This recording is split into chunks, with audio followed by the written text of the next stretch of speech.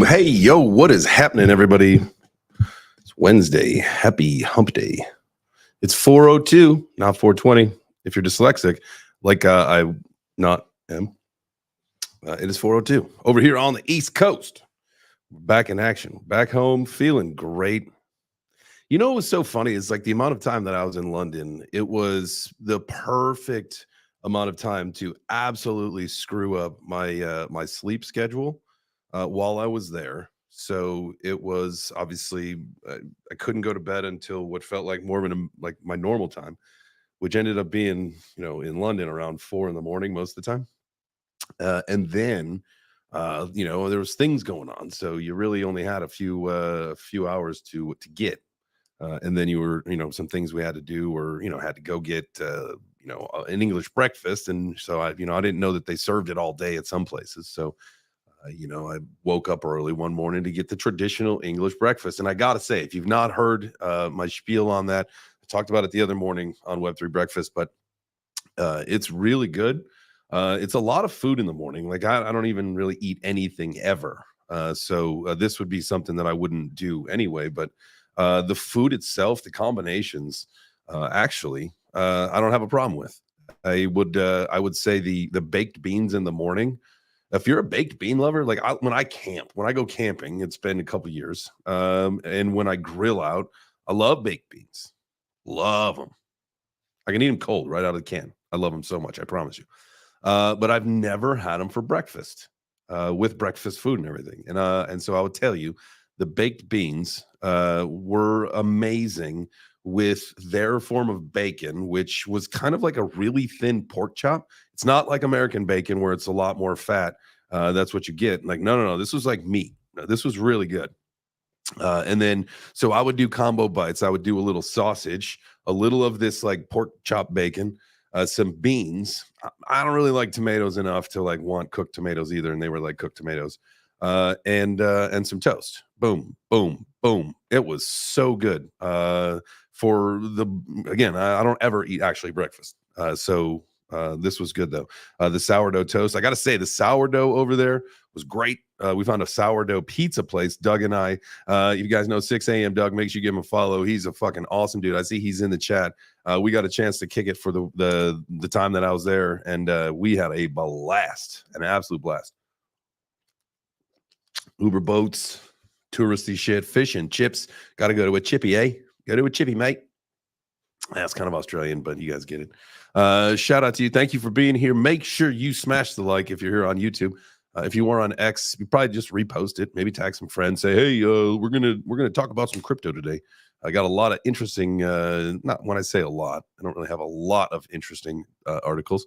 1, 2, 3, 4, 5, 6 articles.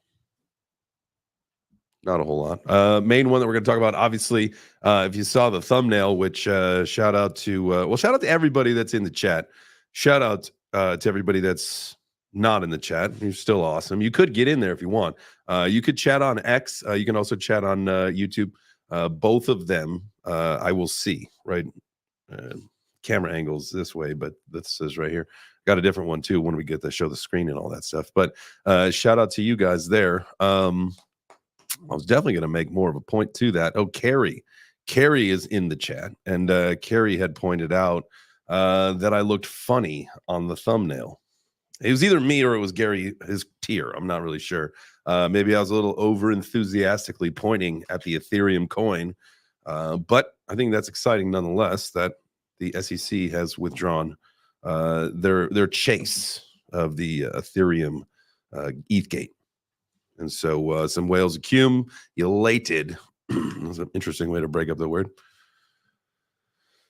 I look so happy about ETH. I'm not, like I used to be a big ETH guy. I was a big ETH guy until Solana season. I was a big ETH guy. Like all my big NFTs are on Ethereum. They still are, and they will be until they've got some liquidity and I can get rid of them and higher floors and not taking so many L's. But we'll see. That was a conversation that we have had a few times that it's not the side. Well, you know what? Here's the deal. I'm going to go off topic here because the chat's talking about spotted dick. I've got to say, so that is a bread custard or bread pudding with custard, and the spotted is raisins, right? We learned all about this because Doug and I tried to find it. We had asked, and I was in a pretty decent part of London. I was in Greenwich. So we had asked just about every traditional English restaurant we could find. And people are just like, no, like doesn't even ring a bell for most part. Or they would say, you know, one guy was just like, yeah, like that's what you would get at like your grandma's house. Why would you come here for that? Like, you know, just we're looking for it. And I'm obviously an American out to get the pictures and to do the content because ha ha ha, we think that's funny. Ha ha ha. But they don't have it. And then we did find it and then we missed it. And yada yada yada. So now I've got to get it from like Amazon. Nah, bro. Guys, I'm telling you, we went to cafes, bakeries, traditional English restaurants, the ones that would serve you. Okay, y'all got to look this up because this is a real thing. You get like meat pies with eels and liquor. And it's not like they're not going to like pour like some whiskey on there for you. It's I don't even know what it is. But it's called liquor. And like even the people that live there were like, I wouldn't do it if I were you. And so I didn't. But if you guys know anything about the eels and the liquor in the meat pies, by all means, drop a comment. Right there. But it would be fun to trap. Like, so Doug and I had a great time. I'm looking forward to more interactions. Obviously, we got Toronto coming up, Nashville next month, next July. So if you guys find yourself in Nashville for BTC, let's connect. We are also going to be taking the Web3 Breakfast Club. All of our Canadian brothers, and sisters, we're going to the conference. We're going to Blockchain Futurist. We got ourselves a media pass, a film crew. So we're going as a crew. Plus, this is a little alpha for some of you. I might be emceeing one of the stages there. So just trying to work through some of those details. But that would be fun.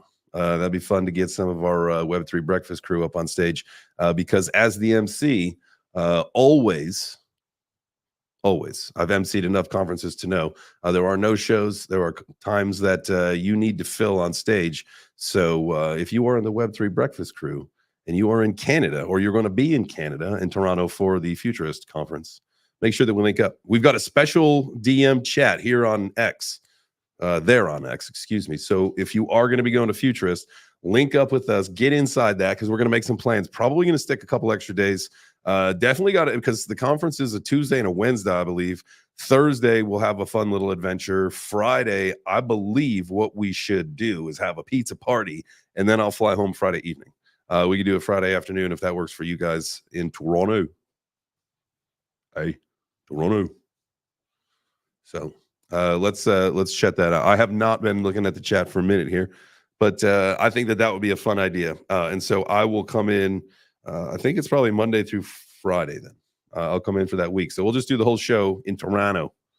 I'll get an early flight so that we're there. So that I'm there and we can get set up the whole week. And I'll feel like Pat Sajak, although I think he just recently aired his retirement episode of Wheel of Fortune, although he filmed it I think months and months and months ago. And this isn't a retirement by any means. I just mean more. I know that Wheel of Fortune would go, on remote locations. That's all. That's the only reason why I said that. I'm not getting ready to retire at all. I'm just excited about going on remote locations and doing a week. So Toronto week. That was a lot of time on that. All right, let's see. Here we go. Oh, I see. We've got some more folks. Well, all right. So I will let you guys, if you can, make sure if you are in the chat. I know that we got Carrie in here and Doug. If you guys want to bring, well, Doug's not in the Toronto chat, but Carrie is. You can bring people in. That works for me. Oh yeah, it's Blocky's birthday today, isn't it? We should have gotten Waddy to sing you happy birthday. That would have been a treat because he loves to do that. And it's just always a wonderful rendition. I will not sing you happy birthday, but I will tell you happy birthday. Happy birthday to you, buddy. Blocky. Thank you for being a mod, sir. All right. Should we get into some headlines? I think that's probably a good segue. 40 is the new 30, Greg. You are absolutely right. And being that I'm 42, I think plus with the MMA fight training, and boxing training and all that, I'm reverse aging. So 40 is the new 30 unless you're like actively like changing your life. And then it's like, I'm probably like 25 right now. Doug, we could probably get him to record it and then we'll play it tomorrow. That is a great idea. That is a great freaking idea. All right, let's get over to some headlines because it is time. There it is. See? Now the camera's straight ahead. Look at that. We make the magic happen, baby. Production. I did not mean to be on the Ethereum chart. What I meant to be was on here. I just can't help but look at charts. You know, all of us, we're just chart guys. We love them. All right, so Ethereum secures a momentous win after the SEC closed their security probe, and then whales accumulated over $15 million worth of ETH in immediate aftermath. And so that's why I had the chart open. Oh, we're going to go to the consensus article in a second here. So that's why I had this open, right? Because, oh, yeah, look, you can see, like, Powski, like, that thing just took off like a ton of bricks yesterday when that was announced. So that is something that would have been really nice to catch along on, I bet. And congratulations. I don't know who caught along yesterday, and if you did, yeah, you probably did pretty well. That was a nice little pop. Hopefully you had some nice high leverage. You were overextended to the bone. You were balls deep in that trade, and you came out a winner. Because in my book, you're either a zero or a hero. You're darn right. All right, so let's get back to this article. All right, so what happened here? Consensus obviously is a news outlet. They put out a big post here on X, and that's what we're going to go to right now and read this because I figured this is the world we all live in here, right? I gave this one a like. I will retweet it a little bit later or repost it a little bit later. But Ethereum survives the SEC. I love that. I think this is going to set the tone. This is a big moment, right? Now, this doesn't clear the way for all ERC20s, but what it does is we get a little bit more guidance, right? So this is exciting. So today we're happy to announce a major win for Ethereum developers, technology providers, and industry participants. The Enforcement Division of the SEC has notified us that it is closing its investigation into Ethereum 2.0 or Ethereum Gate, ETH Gate, whatever you want to call it. The decision follows a letter that they had sent asking the SEC to confirm that on May, ETH approvals which were premised on ETH being a commodity, it meant that the agency would close its investigations. And I think what's his name resigned absolutely yesterday, and then this comes out today, right, or vice versa. This was last night, and the guy from the SEC resigned. Love the timing of all of this. Gary's days are probably numbered, I would think. I would hope. What do you guys think? Drop your comments down below. Is Gary's days numbered? Are we going to see him vacate his position at the SEC anytime soon? Gary needs to resign. Absolutely. Thank you, Mr. Dude. I appreciate your comment over there on the X, guys. You can definitely comment on X, and they show up right here. So that's an amazing platform. That is the one-stop shop, soon to be for everything you need. Uncle Elon, Daddy Elon, whatever you call him. Thanks for building the X. I just wish it had a better name. I know he loves it, but I don't think anybody else loves it as much as him. I could be wrong. And that is a great poll to put up. Does Elon love the brand X too much? Yes, no. We're going to make it easy. It's just going to be a yes or no question for you today. Is Ben live Friday? You know what? I'm not really sure. I spoke to him for just a few minutes. We didn't talk about that. I wasn't really concerned. In my opinion, if I were him, I'd like to see him get home tomorrow, which that was the plan. Obviously, they had to extend their stay because he couldn't even medically travel. So the whole plan, I believe, and what I'd like to see is him rest and catch up, because I'm telling you, he's been there longer. That time difference is going to be a little wild. I mean, unless he's absolutely well rested, I'd like to see him just take the weekend, catch up, and be back Monday. But it's ultimately his decision, but I'm here for whatever.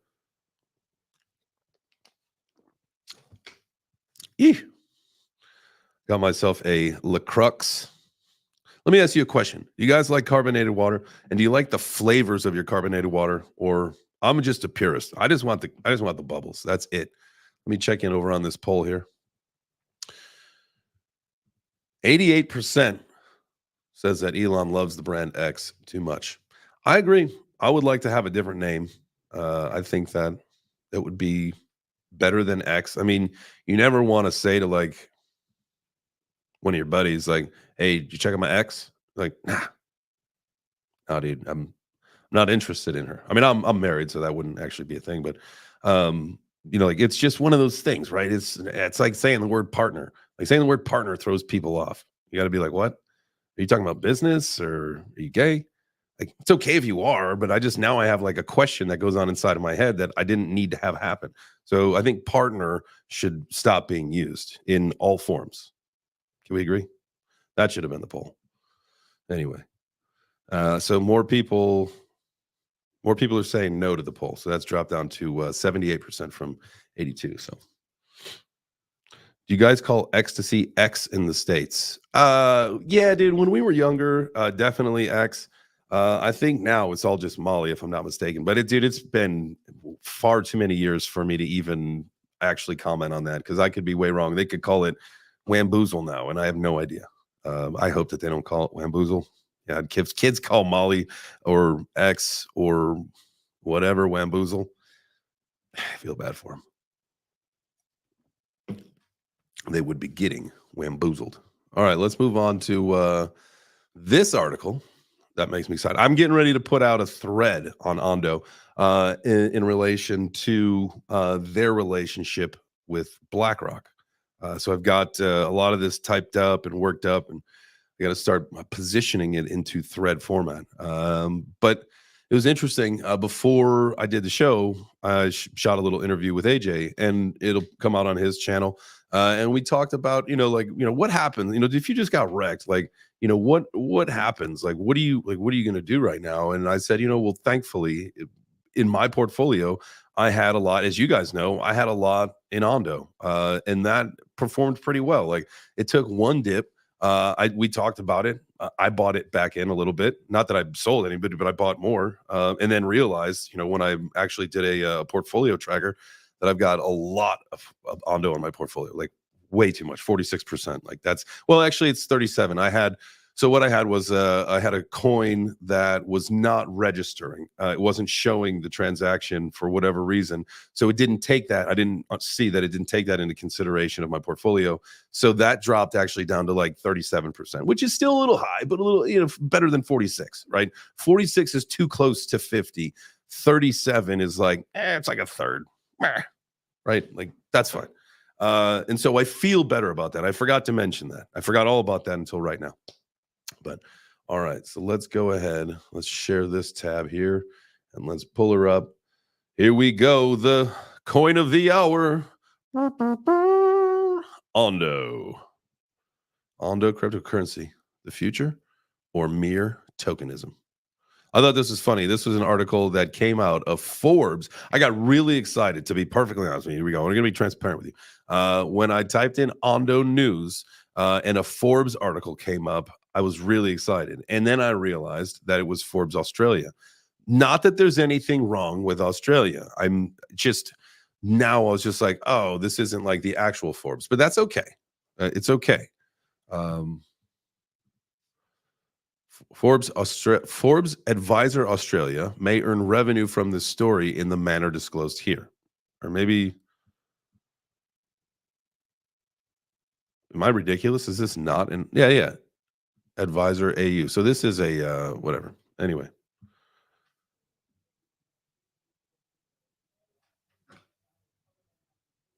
Yes. Love that. All right. So tokenism of traditional financial assets, such as bonds and exchange-traded funds, ETFs, has been hailed as the key to creating a more efficient, cost-effective, and accessible financial services industry. We know that. Larry Fink has talked about it. There's so many people saying it's going to provide liquidity. It's going to be a much cost-effective is the absolute easiest word to use there. So they hit that on the nail here. It's going to be the next evolution of the entire ecosystem that is the financial system. We know that. Securitization done on steroids. I love this. I think that honestly, like you think that the amount of trillions of dollars that are going into it, right? And so like we were talking with AJ about like, what we're getting wrecked and getting wrecked in altcoins, but having a token like Ondo was fantastic in my portfolio, right? Now let me spin this because here was the question. And this is what we talked about. And this is obviously, again, this will be on his video, but I thought this was really a great concept. What do you do now? Look, so we just went through what could be the final shakeout, right? Do you take your top performers and do you flip them into the ones? Some of them, maybe some of your positions, not all. You don't scale completely out, but do you scale more into some of your not even worst performers, like the ones that lost like the most and like the most amount of time, and not even like the shit meme coins. I'm not talking about those. I'm talking about the higher market cap ones that we saw. Like I'll use the example fucking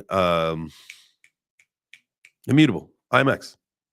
What the fuck? That thing was like well over $3 just a few months ago, right? That thing was a money printer for the first half of the year. Just an absolute on a tear money printer, right? And then just had a fall from grace. And it's like at a what is that? We'll find out in a second here when we look over at CoinMarketCap, because we'll look at the prices of all those things. But like, do you take, let me ask you a question. What do you guys think about this? Do you take some of the money? Because again, like what I scaled in, like I started scaling it Ondo at like 72 cents, maybe somewhere around there. And it's over $1, well over $1 now. So like, do I take some of that money because it's held its value very well and throw some of that into, say, the IMXs, right? Or the Beams, which has been a dog shit performer.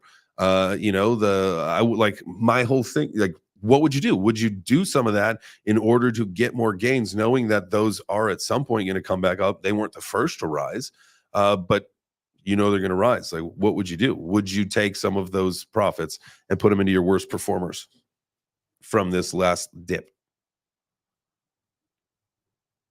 Nice. Blocky's entry, 61 cents, not touching it. Absolutely. That's like one of those things like, I don't think you'll ever see it again, right? You'll never see.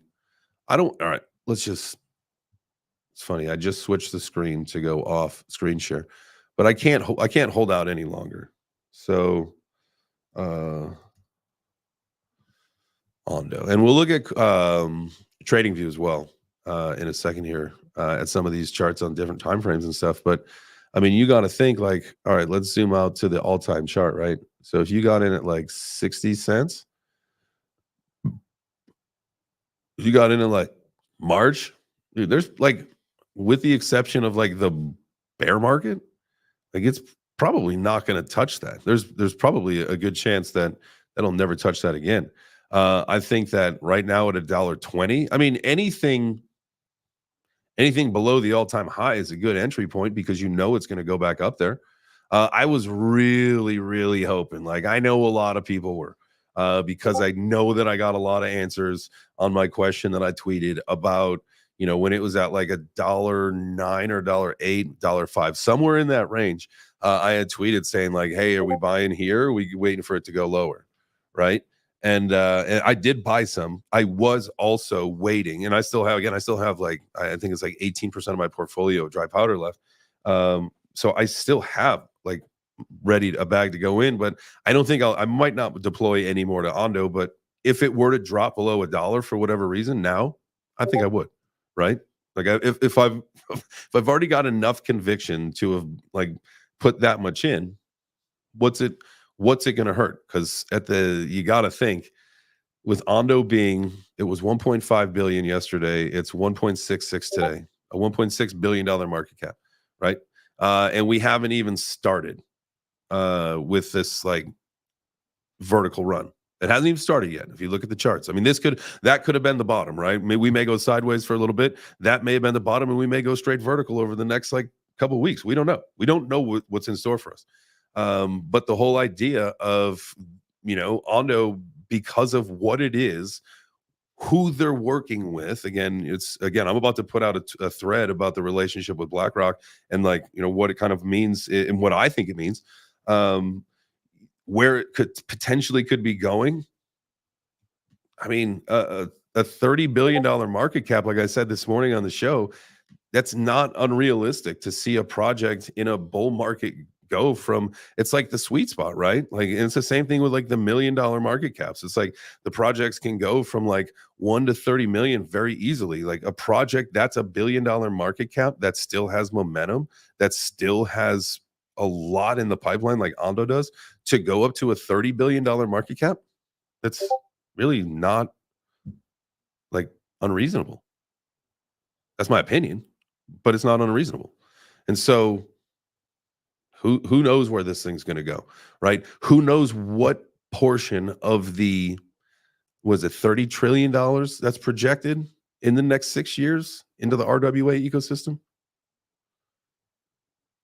You see what I'm saying? That's why the RWA narrative is so important. That's why I'm here for it. And I know we talked about it this morning. I know Goldfinch. I love Goldfinch. I think that's going to be a good one to get. I know that I should have exposure to Chainlink. I just, it's one of those, it's a psychological thing for me. Like I really have to prepare for it. Again, we invest differently, right? But I had that suicide stack. I was a Link Marine. I had the suicide stack. I got it fished a couple years ago and it stung, right? It stung real bad. But that's what happens in the game. That's the cost of the education, right? And so it's just been a hard one to stomach to get back in. But someday, hopefully soon, let's check where's Chainlink at. I think I misspelled it. There it is. 1430. See, that's the thing. Like, zoom out on this chart. This is around the time that I had it. Like, so it was probably in the 20. It was the Christmas time of 20 to 21. No, I'm sorry. 21 to 22. Nope, I have that wrong. It's this one. Yeah, it was like right around. Yeah, because I'm saying like that's why like in my mind like I've like blacked out like the entire. I knew that Chainlink went on a fucking rip. I knew that thing went up to like a little over $50. But this was literally like around the same price point when I got smoked out of the game, and it's been one of those things that's funny. So for me to get in right now, it wouldn't be like Chainlink was ripping over $20, $30, something like that. That's interesting. Maybe now is the time. And let's look at the last week of Chainlink. What did it dip down to? About 13 and a half. Not bad. That's a good entry point. That's always been, I think, like Chainlink has a wild price prediction built into it, right? Like over $100. At some point, it has the potential for it to happen. Who knows if it's this cycle or if it's next. Let's check on our poll here. Here we go. Does Elon love the brand X too much? 77%. We're going to end that one right now. Yeah, 77% say yes. That the X, because it was his earliest company, isn't that right? If I'm not mistaken. I'll let you guys be the fact checker in the chat. But I believe it has something to do with the first company that he ever owned. All right. Next article that I was going to pull up for us to talk about. This is really funny. Coinbase gearing up to roll out a new feature allowing users to trade altcoins before they launch. You know why it's funny? Because it's only available to traders in eligible jurisdictions outside of the US, the UK, and Canada. It's a Coinbase product, but it's for the Coinbase International Exchange and Coinbase Advanced. Come on, man. We want to get rich too. We want to have fun speculating on coins that not even launched yet. That's dumb. Now, if it allows you to invest in them, if it gives you access to the seed rounds, that's different. Nope. That's not what it is. Unless Coinbase has access to the seed rounds and they are fractionalizing their access. What some people do. I might get a 5K allocation to a private sale, and maybe I only want to spend $3,000 on it. So I tell two buddies, "Hey, you guys got $1,000? Want to jump in on this sale?" I'll be like, "Yeah, all right. Send me this to this address." That's how the game works. And then, obviously, either the relationship goes sour and someone gets all of the coins, or the project rugs and never sends you coins, or someone's dad loses all the money and you're out all your money.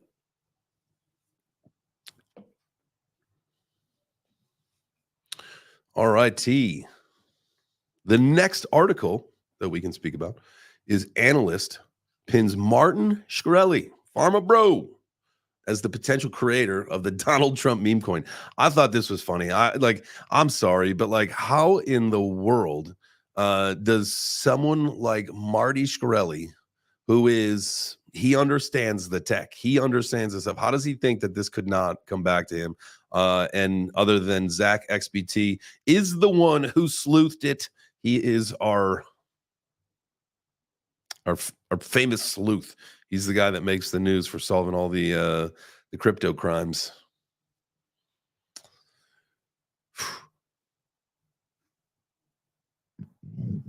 Excuse me. My seeds were never around. That's funny.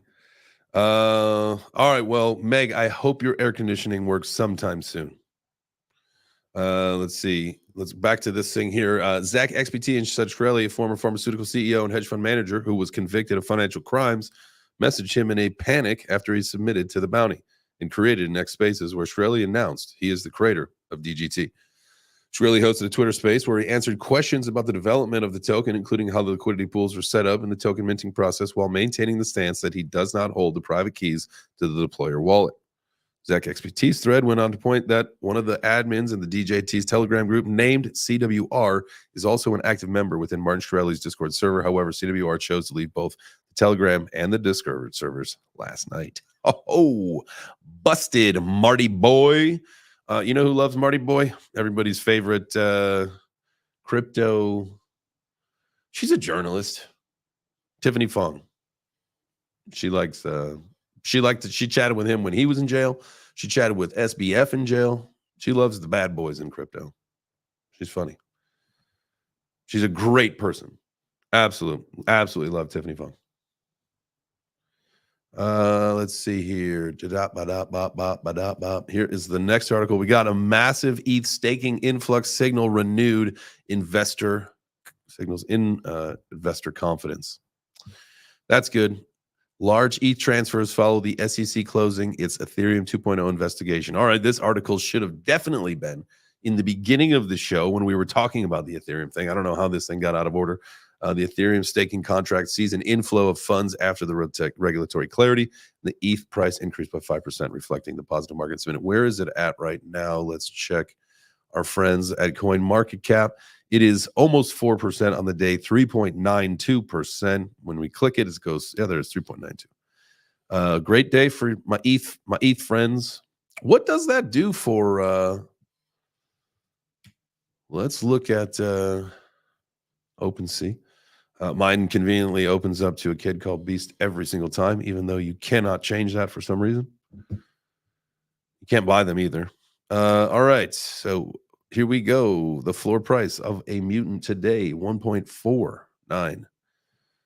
What is that worth dollar-wise? $5,314. $5,000 for a mutant. Floorboard ape, 9. Man, almost 8. Jesus. Oh, it slipped under 10 yesterday. You could get one on OpenSea. Let's actually check Blur. That's probably a better place to check the Bored Apes. Yeah, there we go. 8.89. That's actually a pretty fucking cool one for 8.89. You got the aqua background. That's what my mutant is, aqua background. You could join the club. We got a special group for the aqua apes. It's got the skeleton T. It's got like the Russian hat. That's a cool one. It's so crazy to think like, so at the end of the day, I spent 14.9 Ethereum on my mutant back in the day, right? Not anytime recently. Is Doug going to bed? Oh, well, if you are, good night, Doug. See you tomorrow morning. Oh, thank you, Mike, for reminding me. Go ahead and smash that like, guys. If you are watching on the YouTube, you better smash the like. I know exactly. I can check the analytics. I know exactly who it is and who it ain't. Y'all are in trouble, assholes. And if you're watching over on Twitter or X, as they call it these days, why don't you go ahead and repost the space? It's not a space. Repost the show. Thank you. You can't smash the like on X, but what you can do is tag some friends. Yeah, that's the tagline I'll go with moving forward. Can't smash the like, but you can tag some friends. And if you can smash the like, smash the like. All right. Thank you, Mike. Doug is not going to bed. Oh, you guys are funny. All right. What else do we have here for under 9 Ethereum? This I've always been a fan of the orange beanie. I don't like a turtleneck. See, like this, if I were to pull the trigger on a Bored Ape, it would be something just like that. It would literally be something just like that. I was going to have a conversation with myself here for a little bit. So, buddy, what you smoking, man? What you smoking on? Yeah, that's actually a pretty cool ape, to be perfectly honest with you, but not buying one today. AJ and I had that conversation. That was part of our little interview that we had before. You're like, if talking about NFTs, right, and thinking about what parts of the ecosystem, it was just whatever. But NFTs, would you buy an ape right now? And I would if I had the 9 Ethereum extra to not worry about the bull run. Yes. Do I think that they're going to stay this low throughout the bull run? No. Ape coin is dead. I don't believe that the Bored Ape NFTs are dead. I think that this is the kind of the shitty stage. This is the bottom stage. I'm not saying it's the bottom, but the bottom stage of the NFT market, because people are going to take what they can get to put their money into crypto coins that are ready to pop off, and then come back and then buy the NFT that they always wanted. That's, in my opinion, what's going to happen, right? People are going to take what they can get for NFTs right now. And that's what people have been doing for a few months, but it just keeps getting worse and worse, right? You see, like, you see where, say, the Bored and the Mutant Apes are, right? And I know that there are some projects that aren't as down as that. That happens to be unfortunate. It is what it is. But I do believe that we will see certain NFT projects come back after we see people start to take profits in the bull run. Taking profits seems to be more of a narrative this year than in years past, in my opinion. I feel like there are more people ready to do that when the time comes. There's a lot more people underwater. But at the same time, there is no shame in the game of taking profits. And I think more people understand that now. I think enough people got wrecked last time, knowing that it happens when you least expect it, that, you will see people taking profits, hopefully more consistently, or at least closer to the targets than trying to hit the target, right? Like, say, like, oh, Ondo's going to hit $100. I'm not selling until 100. Yeah, well, guess what? A million motherfuckers are going to be selling well before 100, and so it's never going to get there. So I would set your targets maybe on like 80, right? Try to go 80 to 85% of your target. And then, not my opinion, that is going to be, you're going to get the liquidity that you want if you have a little bit lower expectation than trying to nail the top, because you're never going to nail the top. It comes and goes, and then all of a sudden you're like, well, is it going to go back up? And then it keeps going down. All right, it's going to bounce. And then it keeps going down. You're like, well, fuck, I missed it. Just take 80%. Take it initially. Just take the 80% that you want. In half, huh, Carrie? That's an interesting number. I mean, listen, it's about expectation, right? It's all about managing your expectation. If that is your expectation and it is the number that you want, then why not? Like, well, I like to say, like, if you get the opportunity to, or if you take the opportunity to screenshot your portfolio, right? You take a screenshot, boom, of what you got. At that point, you're probably going to want to sell everything that you got, right? And that's a good indication that you've made enough money that you've made yourself happy, right? And it's time to start selling or scale out. Start scaling out. Now, you don't have to sell everything market. Like, that's how you get wrecked too, because then you pay some stupid fees. But you can limit out if that's where you exchange. I don't know. Some people like to just use DEXs. There's sometimes a more of an easier on-off ramp possibility if you are using a centralized exchange for that to get out. Plus, I mean, you got to be doing the right thing, as they like to say.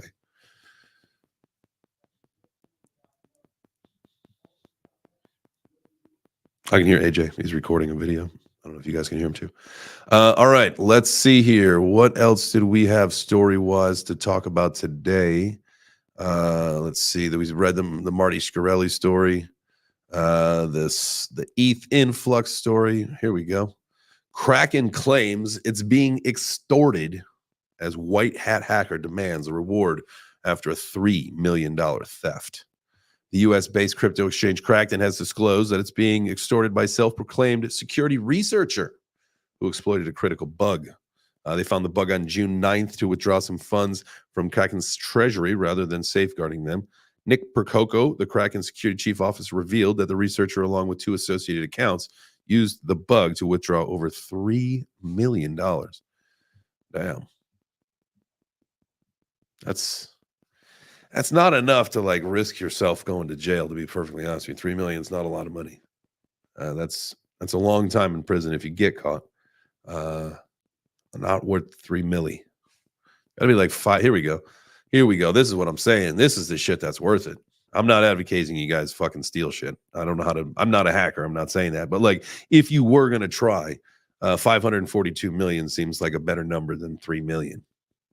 I'm just saying. It's not worth your life. So this one, what we highlighted here, the incident highlights the growing threat of crypto hacks and exploits. Data from a report by Merkle Science indicates that in the first quarter of 2024, hackers stole 542 million in digital assets, a 42 increase from the same period in 2023. Well, all right. Well, usually these are criminal organizations, and I believe the North Koreans are responsible for most of it, if I'm not mistaken. Koreans, and then probably people in like, I don't know, the weird countries that no one knows how to pronounce. That's where most of the hacks come from. China, North Korea, and the countries that no one can pronounce. And that's my science. That is scientific evidence. That is proof. Even Zach says 80% of it is true. You're darn right. You're darn right, boys. All right. I think we were going to look at some coins and look at some things to potentially put on our radar to purchase. I know I get the question from my mother every now and then, we buying anything today? I say, no. You know what, Mom? I don't think today's a buying day. The other day was probably an Ondo buying day. I did tell her that I bought a little. And so, I try to stay up when I can. But here we go. This segment is called, for JChains Mom, is there anything to buy today? Let's see, Mom, if you can buy some Jasmy coin. I've had a couple people tell me about this. Even my mom has talked about this. She knows about this one. This is the Japanese Bitcoin. So it is on the Coinbase exchange. I don't know if you've got Coinbase exchange or not, but we'll be able to find you some Jasmy if that's what you want, Ma. What else do we got here on sale today? That's about it. Let's go on the week. What's down for the week? What would we send? I wouldn't buy any of this, to be honest with you. Dog Whiff Hat may do an all right job in the bull market, But again, it's a meme coin. You never really know. It has a strong potential though to be a very strong performer in the bull run. So let's see. Pith's not a bad choice. Down 23% on the week. Gala, I love Bitbender, Jason. I love you guys, but the token itself, I love your products. I love your games. I love the film, the music. I love all of that stuff. I just don't like the coin, and that's okay. That is okay. Sandbox. I just not into the sandbox right now. ICP. Somebody had told me that ICP, or I remember ICP is like your exposure to like some other part of the crypto ecosystem, but I cannot remember what you would want to use that for. Did I skip something? No. Okay. All right. Immutable. Down 20% in the week. I mean, that's a conviction play, right? Like if you believe that the gaming ecosystem is going to be a strong one, Immutable is a great choice. And that thing, I mean, we'll take a look at the chart on CoinMarketCap here. But that thing, if we hit the all-time, was probably, well, I guess even that was still pretty low. All-time high when it first launched. You can never really take that into consideration. That may have just been marketing and push and all that bullshit. But up to $8 and $9.31. Well, right now it's at $1.53. It was at, I'm telling you, at the beginning of this year, this sucker was ripping and roaring, and this thing ripped up to $1.350, $3.54 or something like that. It was wild, and then all of a sudden, zoom. That would be a good one to pick up. Let's see, what does the chat said here? Quant's been an underperformer, but I feel like that's one of those ones that it's been an underperformer. It took a hit, and so it's going to perform very well. Whereas some of the ones that did perform well or did retain their value aren't going to get as much of a return back in the near future here. All right, Render, that's another big one. Ma, go ahead and pick up some Render. Go on, Ma, if you can hear me, pick up some Render now. I still have a clogged nose, which is funny from the fight. I have like a permanent broken nose. It's just is what it is. But at the end of the day, in sparring it had gotten broken, and so it was crooked, and then in the fight it had gotten straightened and smashed down. So I got like a free nose job, so thanks, Billy. I don't know if he knows that, but I got a free nose job out of the fight. I just still can't smell like 2 weeks later, or like I can smell, I just can't like use my nose. I can't blow it. It's like hurts to try to blow my nose, and like it's a frustrating thing. Anyway, enough about me. IMX is the one. AKT Akash berry, acai berry. That's what I was thinking. Let's see. Near protocol. We'll see. Filecoin. I love like the whole idea of that distributed computing technology and power and storage and all that. I feel like we're ahead of our time there, but this is like that's probably the time to invest in those. That is like the two projects that I know of that is Filecoin. And if I'm not mistaken, I found out about Crust Network because of my love of pizza. And, that would be the play that I get into only because it's Crust Network. And, I love pizza. Again, silliness, but, you gotta make your choice here. But Filecoin would be one to, that's one to, because so what I want to do is I want to talk to Matthew, and I've been threatening this with him. I've been threatening him with this idea of a show for a long time now, and the whole concept is to put together a 10K portfolio for someone like my mom who doesn't really going to play a whole lot of risk, right? Like, and it's going to be a set it and forget it number kind of a thing where you don't have to. And there's a lot of people's parents and a lot of people who invest traditionally who I don't really think care for the volatility, right? And so they're not going to be playing meme coins. They're not going to be playing anything like that, but they want to put together a solid portfolio so that they have exposure, but really, minimize some of the risk. And so I'd love to put together a 10K portfolio.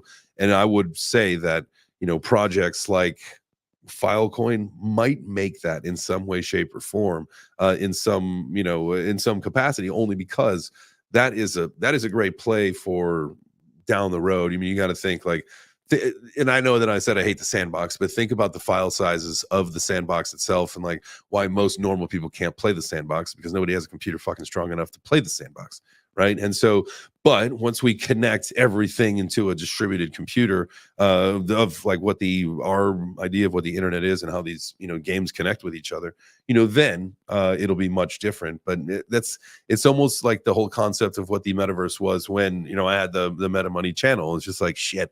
I'm talking about some far out concepts. And I had some family members that would look at me and be like, what are you talking about? Like, that is not even a way of the future. And I had my conviction because like at that point, that's what I was exposed to. I was reading articles. I was involved in it every day. I was like, listen, this is going to be it.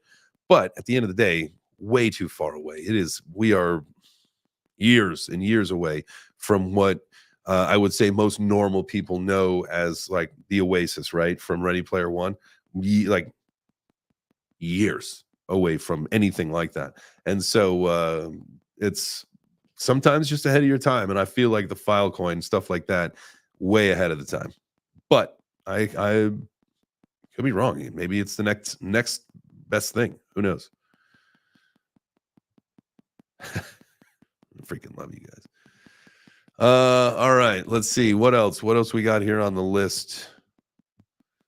Well, we just talked about Filecoin. Filecoin's down 20%. I mean, let's take a look at that. I mean, because that happens to be like actually a pretty decent return on some of these things. Oh, that's funny. It doesn't show up when we sort it there. Oh, 20%. I don't have my glasses on, and I'm not wearing contacts anymore, just because I had gotten a new prescription before the fight, and I haven't ordered new ones because I have them at home. But I need to get some new contacts because I hate wearing glasses. I just hate it with a passion. And I'd rather not see numbers correctly than wear them. And that's just where I'm at in my life. But, oh, well, anybody got any questions, comments, concerns? People are dumb, you guys. But you know who's not dumb? Every single one of you. Every single person listening to the show, watching the show, I appreciate you. What is the breakdown of stuff? I can tell you, we got about 240 people watching on X. Thank you guys so much for watching. I appreciate you for sticking around, hanging out, learning some crypto, hopefully having some fun. And I'll get better at this. It's been a while since I've done the daily live stream where I don't have the entire community chit-chatting with me, which is always a special thing. So if that's something that you enjoy and you've never been a part of the Web3 Breakfast community, make sure that you guys tap in. That's my crew down there. Make sure you guys tap in 9 a.m. Eastern. That is on the X account. Make sure that you check out. And if you want to participate in the conversation, obviously, it is a show for the community, by the community. All you got to do is raise your hand, request to speak, and we'll have you on up there. We used to have rules, but now there's no rules because the whole point, 9 a.m. here is also, say we have a lot of people in California. It's like 6 a.m. and like people don't want rules and bullshit like that early. You just kind of want to wake up and laugh. And so we thought that's a great way. Like we should just be the morning dose of DGen, right? I think that's a fantastic way to do that. And so we've got a great group of guys and gals that come together every morning and hopefully make you laugh. I mean, these motherfuckers make me laugh. So I love you guys. Have a wonderful evening. And we'll see you tomorrow at 9 a.m. Eastern for some Web3 breakfast. Love you guys. Ciao for now.